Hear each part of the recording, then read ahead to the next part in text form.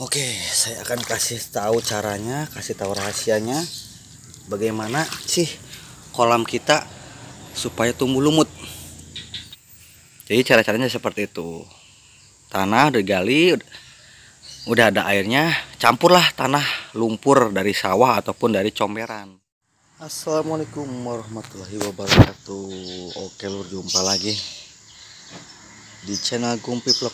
Oke, kali ini saya belum bisa mancing nih lur, semenjak banjir mungkin hampir 1 bulan yang lalu saya jarang mancing karena kan umpan andalan saya lumut habis ya. Kemarin tuh airnya sampai sini, sampai ke rumah itu, jadi budidaya lumut saya hanyut.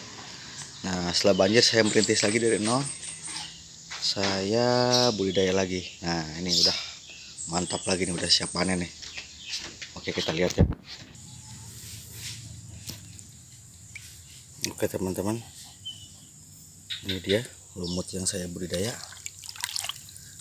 di kolam seadanya ya, kolam di kolong depan kos-kosan ini. Nah, ini dia lumut yang saya budidaya. Nah,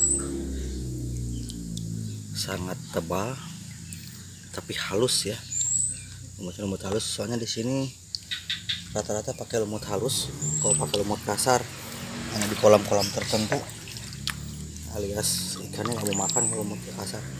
Nih udah tebal banget lur, hijau tua ya, bukan hijau stabilo. Kita lihat, nah, ini dia lumutnya, sangat-sangat tebal, udah panjang, tebal, halus pula. Nah, ini dia mantap banget tuh, lumutnya halus. Mantap lur.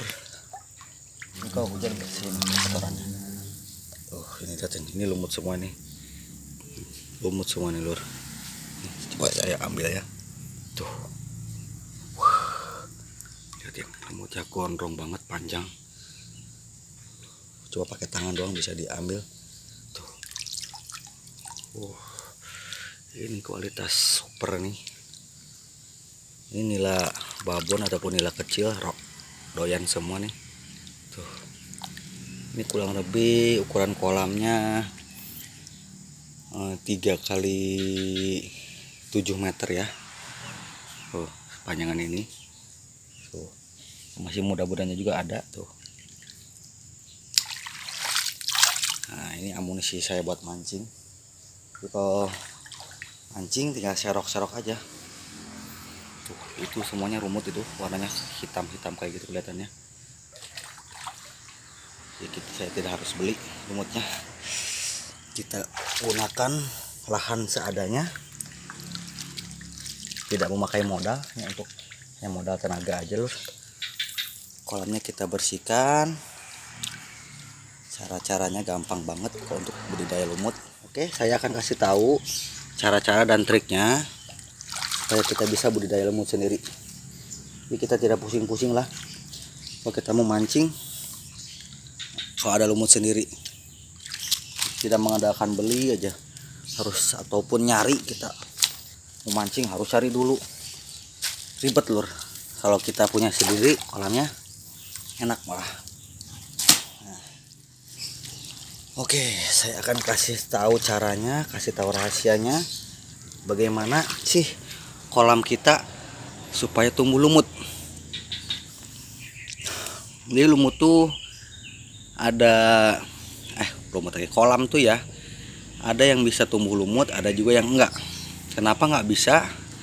Itu kembali ke konstur tanahnya tersendiri.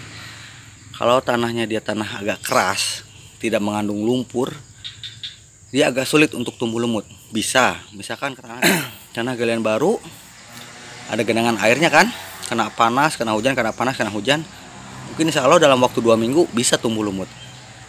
Lumut udah gondrong, udah panjang, udah banyak, kita panen. Kita panen sekali, udah gak ada lagi lumutnya.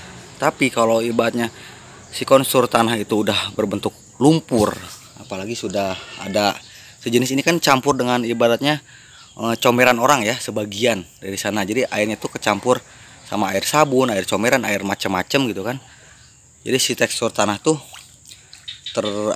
mengandung zat-zat macam-macam lah. Jadi kalau yang punya saya ini, biarpun udah habis lumutnya, bisa tumbuh lagi. Soalnya di tanahnya pun udah mengandung lumut gitu loh, udah mengandung bahan bibitan.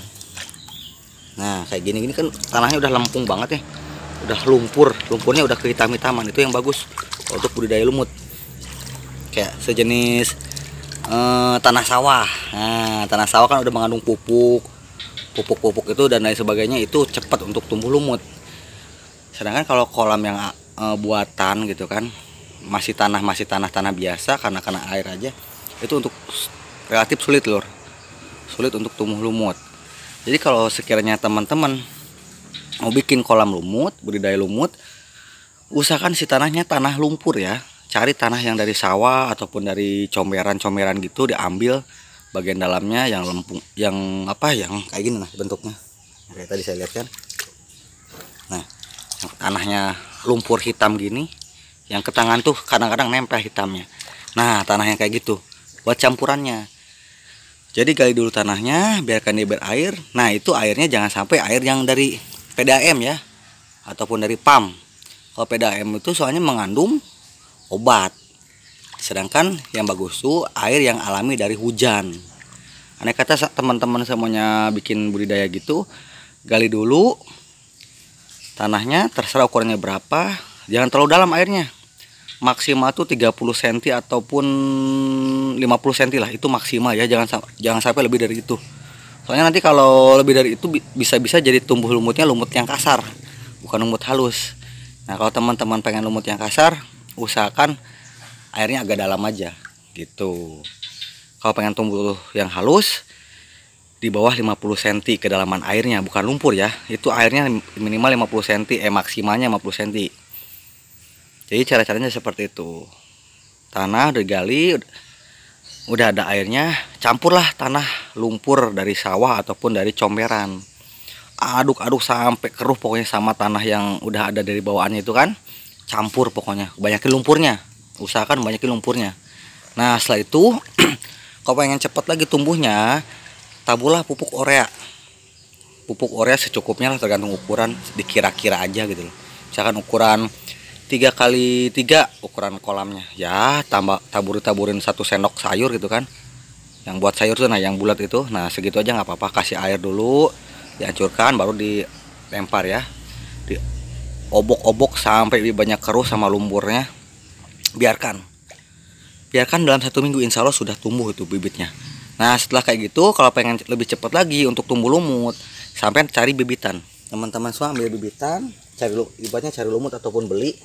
Nah kita tinggal campur aja ke tanah yang kita mau tanamin itu, ke lahan ya. Kita obok-obok gini aja nggak apa-apa, aman. Jangan digorombol gitu, jangan. Nah jangan digumbul-gumbul kayak gitu ya. Usahakan kita campur aja sama air digini-ginikan. Nah digini-ginikan, tujuannya biar dia merata gitu kan.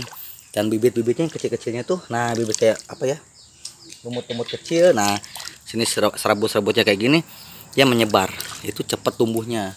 Biar aja nanti mati, awal-awalnya mati ya, si lumut itu nggak langsung tumbuh, tapi setelah itu tumbuhlah bibit-bibit baru.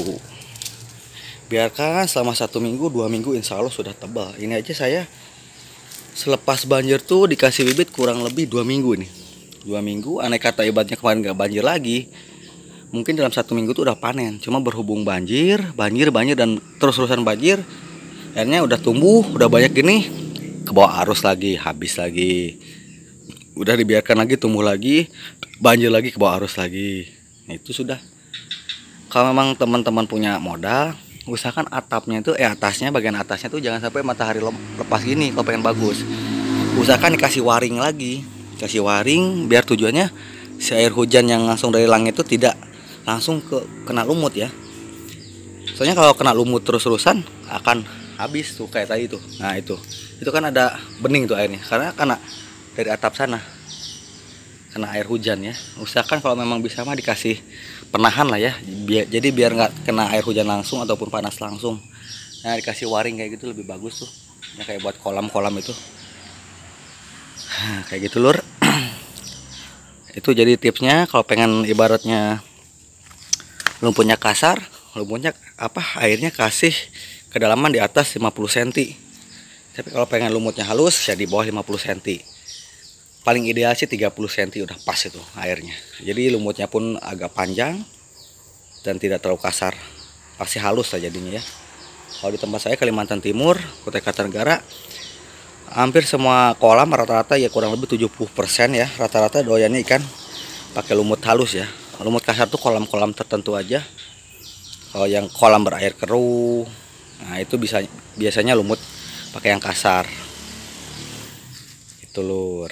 Oke, mungkin cukup sekian dulu ilmunya. Mudah-mudahan bermanfaat buat teman-teman semua ya. Mudah-mudahan bermanfaat. Jika memang ada yang mau ditanyakan, monggo tinggal komentar aja di bawah. Nanti biar saya jawab kalau memang saya bisa ya. Oke, terima kasih. Assalamualaikum warahmatullahi wabarakatuh.